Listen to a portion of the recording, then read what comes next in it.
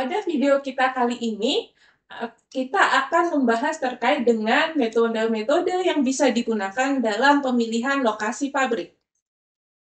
Metode yang pertama adalah kita gunakan faktor rating. Metode tersebut menentukan dan mengurutkan faktor-faktor yang diperkirakan akan mempengaruhi aktivitas perusahaan nantinya. Metode kedua adalah analisis ekonomi. Dengan analisis ekonomi ini, kita akan membandingkan besaran beberapa komponen biaya untuk setiap alternatif lokasi usaha.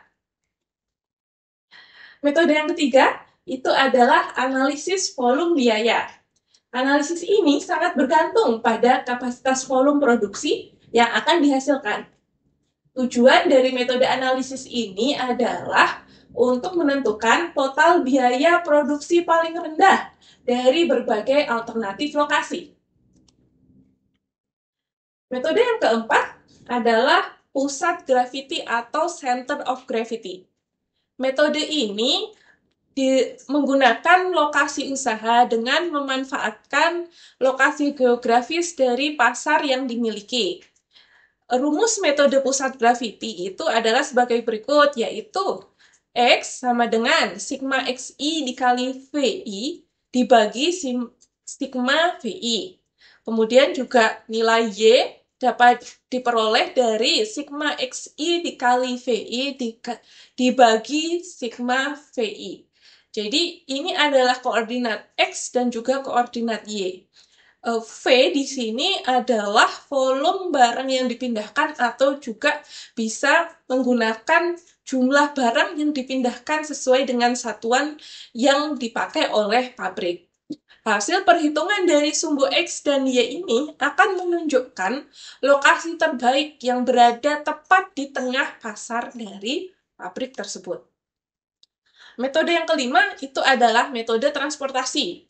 Metode ini menentukan lokasi usaha dengan memanfaatkan alokasi pengiriman yang paling optimal dari lokasi usaha yang akan didirikan menuju pasar yang akan dituju dengan bantuan transportasi. Nah, pada slide kali ini ditampilkan contoh pemilihan lokasi pabrik. Untuk lebih meyakinkan dalam pemilihan lokasi, maka dapat dilakukan dengan sistem scoring atau pembobotan pada daerah yang akan dipilih. Berikut adalah contoh tabel perhitungannya. Jadi di kolom paling kiri itu adalah kolom faktor pemilihan lokasi. Di sini contohnya menggunakan faktor pasar, bahan baku, tenaga kerja, tenaga listrik, air, prasarana umum, dan juga perluasan.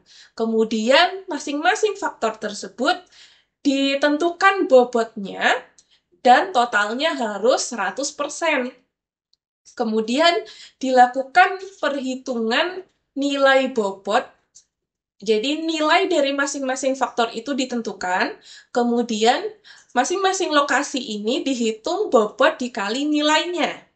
Nah, dari tabel ini bisa kita lihat bahwa lokasi pertama total bobot kali nilainya adalah 93.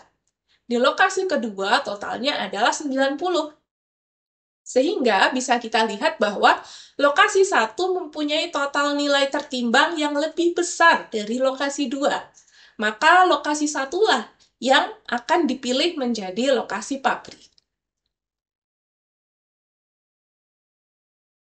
Ya, sudah kita bahas lebih lengkap terkait dengan lokasi pabrik dan faktor-faktor yang mempengaruhi penentuan lokasi pabrik.